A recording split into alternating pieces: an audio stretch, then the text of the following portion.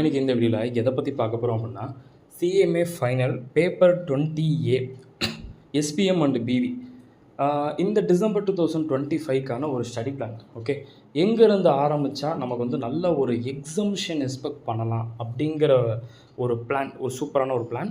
Okay, study material வந்து பார்த்திங்கன்னா reprint இப்போ ரிவைஸ் எடிஷன் ஆகஸ்ட் 2025 இந்த பிடிஎஃப் தான் நம்ம வந்து எடுத்திருக்கோம். இப்போ ஆக்சுவலாக என்னோட பர்சனல் ஒரு சஜஷன் என்னென்னா, யாரெல்லாம் வந்து இந்த ஒரு பேப்பரை சூஸ் பண்ணியிருக்கீங்களோ ஃபஸ்ட்டு வந்து நீங்கள் என்ன பண்ணிருங்கன்னா பிஸ்னஸ் வேல்யூஷன் போயிருங்க அப்படிங்கிறத மட்டும் நான் சொல்லிக்கிறேன். ஓகே, இந்த சப்ஜெக்ட்ஸ் நீங்கள் ஸ்டார்ட் பண்ணுறதுக்கு முன்னாடி வேணால் என்ன பண்ணிக்கலாம்னா பாஸ்ட் கொஷின் பேப்பர் வேணால் நீங்கள் தாராளமாக நீங்கள் ரெஃபர் பண்ணிக்கலாம். என்னோட பர்சனல் ஒப்பீனியன், நீங்கள் எக்ஸாம்ஷன் எடுக்கணும்னு நினச்சிங்கன்னா இந்த புக் ஓப்பன் பண்ணோடனே ஃபஸ்ட்டு ஸ்ட்ராட்டஜிக் எஸ்பிஎம் போகிறத விட பிவி போனீங்கன்னா பெட்டராக இருக்கும்.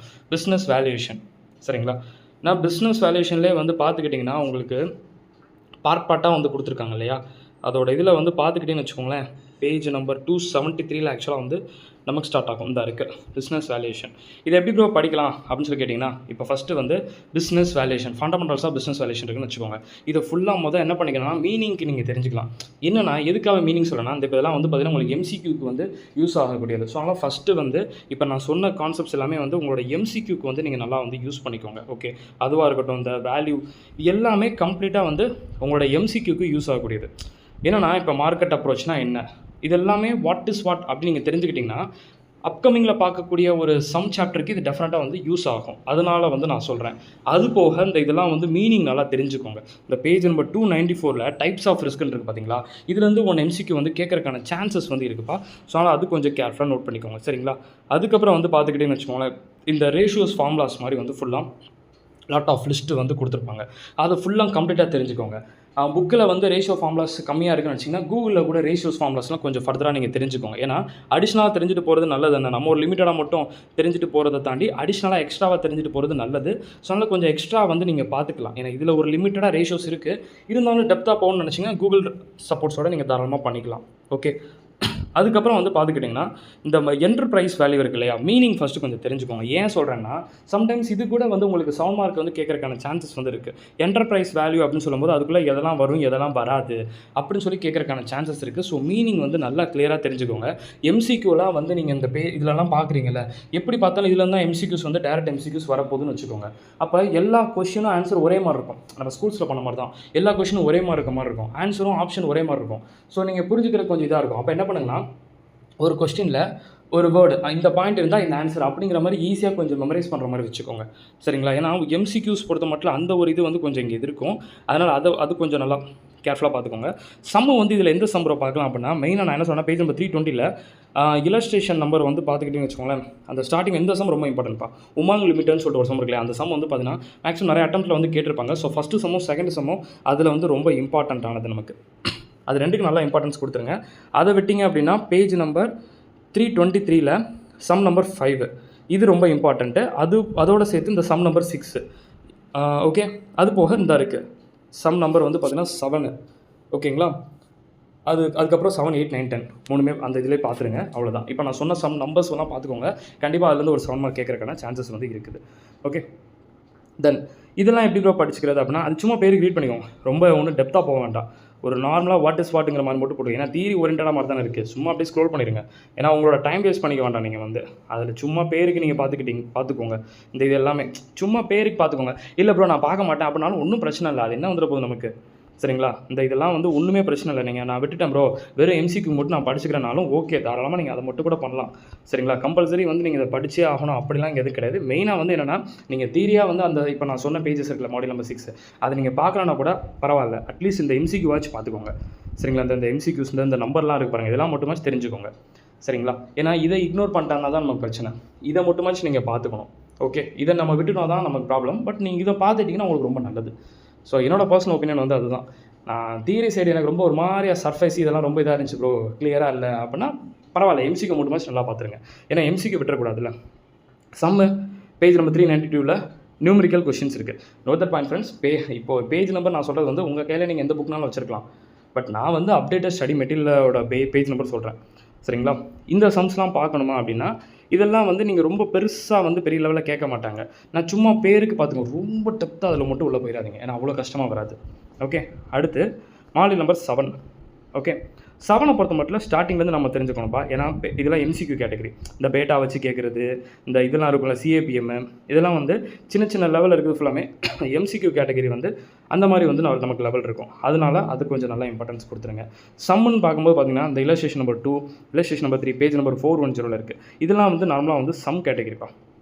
இதெல்லாம் வந்து நார்மலாக சம் கேட்டகரி. அதுலேயும் மெயினாக வந்து இந்த சம் ரொம்ப important. Page number 415 illustration number 6 இருக்கும். இந்த சம் ரொம்ப இம்பார்ட்டன்ட். சம்க்கு நல்லா இம்பார்ட்டன்ஸ் கொடுத்துருங்க. ஓகேங்களா? அது போக புக் பேக்கை நல்லா ரீட் பண்ணிவிட்டு இந்த மாதிரி சம் எதுவும் பார்க்கணுமா அப்படின்னா இல்லஸ்ட்ரேஷன் நம்பர் 7 சும்மா ஃபார்மாலிட்டிக்கு நீங்கள் பார்த்துட்டா போதும். அது போக வந்து வேறு எதுவும் உங்களுக்கு மெயினாக இருக்குமா அப்படின்னு சொல்லி பார்த்தீங்கன்னா அப்படியே கொஞ்சம் கீழே ஸ்க்ரோல் பண்ணிட்டு வந்தீங்கன்னா பேஜ் நம்பர் 426 இல்லஸ்ட்ரேஷன் நம்பர் 11 ரொம்ப ரொம்ப இம்பார்ட்டன்ட். பேஜ் நம்பர் 426 சரிங்களா? என்டர்பிரைஸ் வேல்யூ கான்செப்ட் மாதிரி இருக்கும். அது கொஞ்சம் இம்பார்ட்டன்ஸ் கொடுத்துருங்க. அப்படியே கொஞ்சம் கீழே வந்துடலாம் நீங்கள். அதுக்கப்புறம் வந்து பார்த்தீங்கன்னா பேஜ் நம்பர் 432 இந்த சம் ரொம்ப மெயின்ப்பா. ஓகே, அதுக்கு நல்லா இம்பார்ட்டன்ஸ் கொடுத்துருங்க. அடுத்து வந்து பார்த்தீங்கன்னா ரெவன்யூ அண்ட் செக்டார் அப்படின்னு சொல்லியிருக்காங்கல்ல, இதெல்லாம் வந்து பார்த்துக்கிட்டிங்கன்னா எப்படி சொல்கிறது, ஓகே அவ்வளோதான். ரொம்ப இப்போ நான் முன்னாடி இந்த சம் பாருங்கள், இந்த சம் பாருங்கள் இவ்வளோ இம்பார்ட்டன்ட் அப்படின்னு சொன்னாங்க, அந்த லெவலுக்கு இதை நான் சொல்ல முடியாது. ஏன்னா இதெல்லாம் ஒரு நார்மலான கேட்டகரி இந்த சாப்டர். சரிங்களா? எம்சிக்யூ பார்த்துருங்க. நீங்கள் சாப்டரில் உள்ள நீங்கள் பரவாயில்ல நார்மல் சொல்லிட்டாங்க, அதனால் நம்ம சம்ம பெருசாக பார்க்கலனாலும் புக் பேக்கில் எம்சிக்யூன்னு சொல்லியிருக்கு, அந்த எம்சிக்யூ வாச்சு நல்லா பார்த்துருங்க. சரியா? பேஜ் நம்பர் 460 இந்த சம்ஸ் எல்லாம் கொஞ்சம் பார்த்துருங்க. இந்த சம்ஸ் கம்ப்ளீட்டாக ஃபுல்லாக இதில் நீங்கள் இது பாருங்கள் அது பாருங்கள் சொல்ல, கம்ப்ளீட்டாக நீங்கள் ஃபுல்லாக எல்லாமே கம்ப்ளீட்டாக கீழே வரைக்கும் ஃபுல்லாக உங்களுக்கு இருக்குது பாருங்கள். இந்த இருக்குது 19 சம்ஸ் இருக்குது. எல்லாம் கம்ப்ளீட்டாக நீங்கள் தெரிஞ்சு வச்சுக்கோங்க. சரிங்களா? அடுத்து valuation of assets and liabilities. Okay, valuation of assets and லைபிலிட்டிஸை பொறுத்த மட்டும் சும்மா வந்து ஃபுல்லாக மீனிங்காக இருக்க மாதிரி தான் இருக்கும். பெரிய லெவல் சம்ஸ்லாம் வந்து இருக்காது. இந்த வேல்யூஷன் ஆஃப் பாண்டுன்னு சொல்லியிருக்கோம், அது மட்டும் சின்ன சின்ன எம்சிக்யூக்கு வந்து யூஸ் ஆகலாம். ஸோ அந்த மாதிரி இது மட்டும் நீங்கள் லைட்டாக பார்த்துக்கோங்க, அவ்வளோதான். ஏன்னா இதெல்லாம் வந்து நார்மல் கேட்டகரி மாதிரி தான் இருக்கும். ஓகே, இதெல்லாம் நார்மல் கேட்டகரி தான். உங்களுக்கு வந்து ரொம்ப பிக் சம் அப்படின்னு நம்ம சொல்ல முடியாது. அப்படியே கொஞ்சம் கீழே வந்துடலாம் பாருங்களேன். இப்போ இதெல்லாம் வந்து நான் நார்மலாக அப்படியே ஓரளவுக்கு சும்மா பேருக்கு ரீட் பண்ணிட்டு எம்சிக்யூ மட்டும் பார்த்துட்டு அப்படியே கொஞ்சம் கீழே வந்துடலாம் நீங்கள். ஓகே, இந்த கான்செப்ட்லாம் வந்து பார்த்தீங்கன்னா இந்த net asset method, dividend yield method, இதில் வந்து பாருங்களேன் ஒரு சம்மே வந்து 5 மெத்தட் கேட்டிருக்காங்க. உங்கள் எக்ஸாமில் அப்படிலாம் இருக்காது, 2 மெத்தட் மட்டும் தான் கேட்பாங்க. நெட் அசெட் மெத்தட் போடு, டிவிடெண்ட் ஈல்டு மெத்தட் போடு, கேபிடலைசேஷன் போடு, டிஸ்கவுண்ட், இவ்வளோ கேட்டிருக்காங்கல்ல. இவ்வளோலாம் எக்ஸாமில் கேட்க மாட்டாங்க. இதை விட கம்மியாக தான் கேட்பாங்க. 5 ஸ்டெப்லாம் கேட்க மாட்டாங்க. 2 ஸ்டெப் வச்சு தான் அந்த 7 மார்க்குள்ளே இருக்கிற மாதிரி தான் கேட்பாங்க. ஏன்னா நிறைய பேர் வந்து இது சம் பெருசாக இருக்குது, இது எப்படி நம்ம அப்ரோச் பண்ணுறது அப்படின்னா நிறைய பேருக்கு ஒரு டவுட் வரும். சின்னதாக தான் கேட்பாங்க, பெருசாலாம் கேட்க மாட்டாங்க. So don't worry. சரிங்களா? கவலையே பட வேண்டாம். நான் நார்மலாக சொல்கிறேங்க பாருங்கள், 5 மெத்தட் இருக்குது உங்களுக்கு எக்ஸாமில். Calculate future maintainable profit, calculate valuation of share under earnings, அவ்வளோதான். இதுவே 7 மார்க் சரியாக போச்சு. இதில் எங்கே இவ்வளோ மெத்தட் போட்டோம்னா நமக்கு எங்கே 7 மார்க்கு? அது அப்படி போச்சுன்னா 7 மார்க்கு மேலே போகணும். நம்மளோட சைஸ் வந்து 7 மார்க் தான். இது சம்மு பெருசாக இருக்குன்னு சொல்லிட்டு சில பேர் இக்னோர் பண்ணுவீங்களே, நான் சொல்கிறேன் இக்னோர் பண்ணாதீங்க. அதில் 2 மார்க் தான் கேட்பாங்க. நீங்கள் கொஷின் பேப்பர் பார்த்தாலே தெரிஞ்சுக்கிறோம். ஓகேங்களா? இந்த சம்லாம் ரொம்ப மெயின்.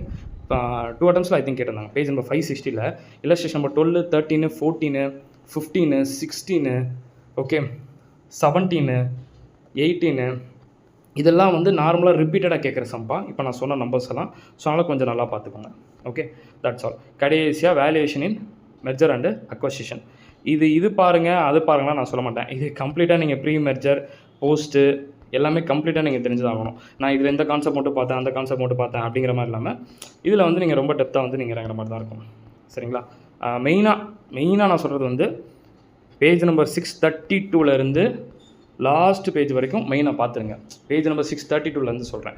ஏன்னா பேஜ் நம்பர் அந்த 632 இருந்து இந்த 658 வரைக்கும், பேஜ் நம்பர் 632 658 வரைக்கும் கண்டிப்பாக ஒரு சம் கேரண்டிப்பா. 7 மார்க் கேரண்டி, சம்டைம்ஸ் 14 மார்க் வரைக்கும் கேட்குறாங்க. அப்போ நல்லா நோட் பண்ணி பாருங்கள். பேஜ் நம்பர் 632 658 வரைக்கும் பார்த்தா நமக்கு இவ்வளோ மார்க் கவர் ஆகுதுன்னா அது சூப்பரான ஒரு பாயிண்ட். ஆக்சுவலாக அவ்வளோ ஒரு ஒர்த்தானது இல்லை, நம்ம நல்லா ஸ்கோர் பண்ண முடியுது பார்த்தீங்களா? ஸோ அதனால் நமக்கு ஒரு அட்வான்டேஜ் இருக்குது, நல்லா ஞாபகம் வச்சுக்கோங்க. அதனால் இப்போது நான் சும்மா ஓவராலாக சொல்லிட்டு போனேன்னா உங்களுக்கு நல்லா இருந்திருக்காங்கிறத நான் பார்ட்டாக ஒரு பேஜ் நம்பர் வைஸ் வந்து இதை ஃபாலோ பண்ணிங்கன்னு நான் சொன்னேன். ஸ்டார்டிங்கில் வந்து பார்த்தீங்கன்னா ஒவ்வொன்றா பார்ட்டாக பிரித்தோம் இல்லையா? இது நல்லா இம்பார்ட்டன்ட் பார்த்துக்கோங்க எல்லாத்துக்கும். ஆனால் எம்சிக்யூ புக் பேக் எம்சிக்யூ ரொம்ப இம்பார்ட்டன்ட்டு. ஓகே, இந்த பெரிய மெத்தட்லாம் இருந்துச்சு, அதெல்லாம் எப்படி பார்க்கணும்னு நான் சொல்லியிருந்தேன். இங்கே வந்து இதை விட்டுறக்கூடாப்பா. இந்த ப்ரீ மெர்ஜரு இதெல்லாம் சொல்கிறாங்களே, இந்த ஸ்வாப் ரேஷியோ இதெல்லாம் எக்காரணத்தை கொண்டு விட்டுறாதீங்க. பேஜ் நம்பர் 632 658 வரைக்கும் கண்டிப்பாக நீங்கள் பார்த்தே ஆகணும். அதுவும் புக் சம்மை நல்லா பாருங்கள். ஏன்னா புக் சம்மில் தான் நார்மலாக வந்து நம்பரை மட்டும் மாற்றி கேட்குறாங்க. அதனால் நல்லா இம்பார்ட்டன்ஸ் கொடுத்துங்க. Page number 632 658 as per this PDF. Okay, விட்டுறாதீங்க. அதை மட்டும் நீங்கள் நல்லா ஞாபகம் வச்சுக்கோங்க. அதனால் வந்து பார்த்தீங்கன்னா ஒரு பிவி படிக்கிறீங்கன்னா மெயினாக வந்து நான் என்ன சொல்கிறேன்னா 632 இந்த 658 ரொம்ப இம்பார்ட்டன்ட் சொல்லுவேன். அதுக்கு முன்னாடி இப்போ ரீசெண்டாக ஒவ்வொரு எக்ஸாம்பிள்ஸ் நான் சொன்னேன்.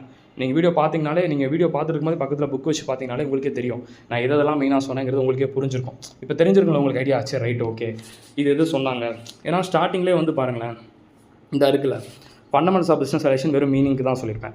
அதுக்கு அடுத்து இருக்குது உங்களுக்கு மெயினாக எங்கே அதிகமாக இருந்துச்சு, valuation in merger and acquisition 15 mark. அப்போ 2 sums அதிலே வந்துருது பாருங்கள், கரெக்டுங்களா. அடுத்து பிஸ்னஸ் வேல்யூஷன் மெத்தட்ஸ், அந்த ரேஷியோ பேஸ் பண்ணிலாம் போட்டுருப்பாங்க. அந்த இதில் இந்த பிராண்டு அது இதுன்னு சொல்லிட்டு சின்ன சின்னதெல்லாம் அந்த EVA அந்த மாதிரிலாம் நம்ம சொன்னோம்ல. ஸோ இதெல்லாம் நல்லா ஞாபகம் வச்சுக்கோங்க. ஆக்சுவலாக வந்து பார்த்துக்கிட்டிங்கன்னா ரிப்பீட்டடாக இருக்கக்கூடியது. அதனால தான் பாஸ்ட் கொஸ்டின் பேப்பரை நீங்கள் பார்த்துட்டு எக்ஸாம் பண்ணிங்கன்னா ரொம்ப கான்ஃபிடண்ட்டாக வந்து நம்ம போகலாம் அப்படிங்கிறத நான் சொல்கிறேன். ஓகே, அவ்வளோதான்ப்பா. MCQ எல்லா சாப்டருக்கும் கண்டிப்பாக பார்த்து தான் ஆகணும். பட் சம்முன்னு வரும்போது வந்து பார்த்துக்கிட்டிங்கன்னா எல்லாமே தேவையில்லை. இந்த தியரிலாம் சில எல்லாம் தேவையே இல்லாமல் இருந்துச்சு. பாஸ்ட் கொஸ்டின் பேப்பர் பாருங்கள், உங்களுக்கு புரியும். தேவையில்லாத சில இதெல்லாம் இருக்கும், அதெல்லாம் அப்படியே இக்னோர் பண்ணிட்டு நல்லா போயிடலாம். பிஸ்னஸ் வேல்யூஷனில் 100% ஐ மீன் ஃபுல் எஃபோர்ட்டை போட வேண்டிய அவசியம்லாம் கிடையாது. 632 658. அப்புறம் MCQக்கு ஃபுல்லாக நல்லா எஃபோர்ட்டு. அப்புறம் அந்த என்டர்பிரைஸ் வேல்யூனா என்ன, EBIT அந்த DA அதெல்லாம் என்ன, காஸ்ட் ஆஃப் கேபிட்டலையும் கொடுத்துருப்பாங்க. அது CAPM EVA கண்டுபிடிக்கிறது, இதெல்லாம் வந்து நல்லா ஞாபகம் வச்சுக்கோங்க. சூப்பராக நல்லா மார்க்ஸ் வந்து ஸ்கோர் பண்ணலாம். அந்த 5 மெத்தட் மாதிரி இருந்துச்சு, ஃபியூச்சர் மெயின்டைன் ஆஃப் ஏர்னிங்ஸ் கண்டுபிடி அது இதுன்னு 5 மெத்தடில் கொடுத்துருந்தாங்கல்ல. 5 மொத்தமாக சேர்த்து கேட்க மாட்டாங்க, 2 கேட்டகரி இந்த மாதிரி தான் பிரித்து தான் கேட்பாங்க. ஸோ அந்த பிரச்சனை இல்லை உங்களுக்கு. அதே மாதிரி SPM சொல்லும்போது ஃபுல்லாக வந்து MCQ நல்லா இம்பார்ட்டன்ஸ் கொடுத்துருங்க, சரிங்களா. MCQ நல்லா இம்பார்ட்டன்ஸ் கொடுத்துருங்க. சம்ஸ் பேசிஸ் அப்படின்னு சொல்லும்போது இப்போ இங்கே வந்து மெயினாக தியரிட்டிக்கல் நீங்கள் இம்பார்ட்டன்ஸ் கொடுக்கணும். தியரிட்டிக்கல்னால் இந்த மாதிரி மேனேஜ்மெண்ட் அது இதுன்னு சொல்லியிருப்பாங்களா, procedure to pay, vendor management, supply chain management, இந்த மாதிரி தியரிக்கெலாம் நீங்கள் நல்லா இம்பார்ட்டன்ஸ் கண்டிப்பாக கொடுத்தே ஆகணும். ஏன்னா தியரிங்கிறது இங்கே மெயினானதாக இருக்குது நமக்கு. அதனால் தியரி MCQக்கு நல்லா இம்பார்ட்டன்ஸ் கொடுத்துருங்க. ஃபஸ்ட்டு மெயினாக வந்து SPM வந்து உங்களுக்கு ஹெல்ப் பண்ணுறது வந்து தியரிக்கும் இதுக்கும் தான் ஹெல்ப் பண்ணும். ஆக்சுவலாக தியரிக்கும் MCQக்கும் நல்லா ஹெல்ப் பண்ணும். ஸோ அதனால் அதுக்கேற்ற மாதிரி நீங்கள் இம்பார்ட்டன்ஸ் கொடுத்துருங்க. Okay, that's all. அந்த மாதிரிலாம் தியரி எவ்வளோ தியரிஸ் இருக்குன்னு பாருங்கள்.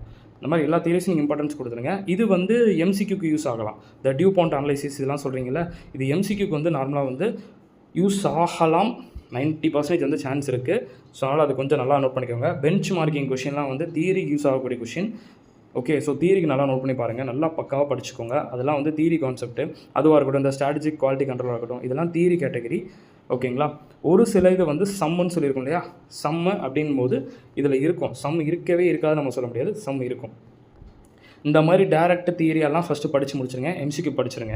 சம் வந்து எனக்கு கம்ஃபர்டபுளாக இல்லை ப்ரோ, ஒரு மாதிரியாக கொடுத்துருக்காங்க சம்மே எனக்கு புரியல ப்ரோ அப்படின்னா ஓகே, அப்போ MCQ லெவலுக்கு இருக்கக்கூடிய சம்மை மட்டும் படிச்சுட்டு இந்த ஏன்னா பேஜ் நம்பர் 146 இருப்பாங்களேன், இந்த கான்செப்ட்லேருந்து இந்த ஸ்லாக் இதெல்லாம் சொல்லுவாங்கல்ல, இதிலேருந்து பார்த்துக்கிட்டிங்கன்னா நார்மலாக வந்து நமக்கு இந்த இன்புட் ஸ்லாக் ஆக்சுவலி இதெல்லாம் இருக்குல்ல, இதுலேருந்து நார்மலாக MCQ கவர் ஆகுது. ஒரு அட்டம்ப்ட்லாம் 10 மார்க்ஸு கேட்டிருந்துருக்காங்க இதிலேருந்தே. ஸோ அதனால் வந்து நீங்கள் சம்முன்னு விட்டு போனால் கூட அட்லீஸ்ட் MCQக்கு எந்த மாதிரிலாம் கேட்டிருக்காங்க அப்படின்னு மட்டுமாச்சும் நீங்கள் பார்த்துக்கோங்க. ஏன்னா சில பேர் வந்து சம்முக்குன்னு சொல்லி விட்டுறீங்க. ஓகே, சம்முன்னு நினச்சி விட்டுறீங்க. ஆனால் MCQல 10 மார்க்ஸ் கேட்டாங்கன்னா நம்ம தான் லாக் ஆயிடும். அதனால் நான் என்ன சொன்னேன்னா, முதல்ல நல்லா பிஸ்னஸ் வேல்யூஷனில் ஒரு எஃபர்ட்டை போட்டுட்டு SPMல தியரிக்கும் MCQ நல்லா எஃபோர்ட் போட்டுட்டு சின்ன சின்ன சம் இருக்குன்னா அந்த சம்மை எப்படி MCQக்கு கேட்டிருக்காங்க அப்படின்னு மட்டும் ஃபாலோ பண்ணிக்கிட்டால் போதும். ஏன்னா சம்மா கேட்குறாங்க ப்ரோ அப்படின்னா சில பேருக்கு வந்து ஒர்க் அவுட் பண்ண முடியாதுல்ல, அப்போ விட்டுடலாம் நீங்கள். அப்போ அட்லீஸ்ட் வந்து அந்த சம் பேஸ்லேயே வந்து MCQ இருந்தால் அப்போ என்ன பண்ண முடியும் அப்படி பார்த்துக்கோங்க. இந்த இப்போ சில இதெல்லாம் சம்மா இருக்கு எனக்குலாம் புரியல ப்ரோ அப்படின்னா விட்டுலாமா ப்ரோ அப்படின்னா அது MCQல முன்னாடி கேட்டுக்கலாம் பார்த்துக்கோங்க. இல்லைனா MCQ லெவலுக்கு மட்டும் பார்த்துட்டு விட்டுருங்க, சரிங்களா. ஏன் விட்டுருங்கன்னு சொல்கிறேன்னா, சம்மா தான் கேட்குறாங்க ப்ரோ MCQலாம் அது மெயின் இல்லைன்னா விட்டுட்டிங்கன்னா உங்களுக்கு பிரச்சனை இல்லை. ஆல்ரெடி பிஸ்னஸ் சொல்யூஷன் இருக்குல்ல, அது நல்லா படிச்சிடலாம்ல, அவ்வளோதான். அப்போது உங்களுக்கு இந்த சப்ஜெக்ட் வந்து எக்ஸாம்ஷன் பர்பஸுக்கு நீங்கள் வாங்கணும் அப்படின்னா உங்களுக்கு மெயினாக வந்து தியரியில் அதாவது MCQல நல்லா ஸ்கோர் பண்ணிடணும் நம்ம. அப்போ MCQ நிறையா இருக்குது, அந்த MCQ நம்ம நல்லா ஸ்கோர் பண்ணணும். பிஸ்னஸ் சொல்யூஷன் நல்லா பார்த்துடணும். SPMல தியரி தான் மெயினாக நமக்கு. பிஸ்னஸ் சொல்யூஷனில் ஃபுல் எஃபோர்ட்டை போட்டிங்கன்னா SPMல நார்மலாக தியரி வந்து வாட் இஸ் வாட் அப்படிங்கிற ஹெட்டிங் மட்டும் நல்லா தெரிஞ்சு வச்சுட்டோன்னா அதோட MCQ தெரிஞ்சிட்டோன்னா போதும். சம் பேஸ்டு வந்து ரொம்ப கஷ்டமாக இருந்த மாதிரி இருந்துச்சுன்னா SPMல இக்னோர் பண்ணிக்கோங்க. ஆனால் அதே சம் பேஸ்டை MCQக்கு முன்னாடி பாஸ்ட் கொஸ்டின் பாருங்கள் கேட்டிருந்தாங்கன்னா அப்போ MCQக்கு எப்படி கேட்டிருக்காங்க அப்படிங்கிறத மட்டும் லைட்டாக ஞாபகம் வச்சுக்கோங்க, இவ்வளோ தான். ஆனால் இது ஒரு எக்ஸாம்ஷன் பேப்பர்.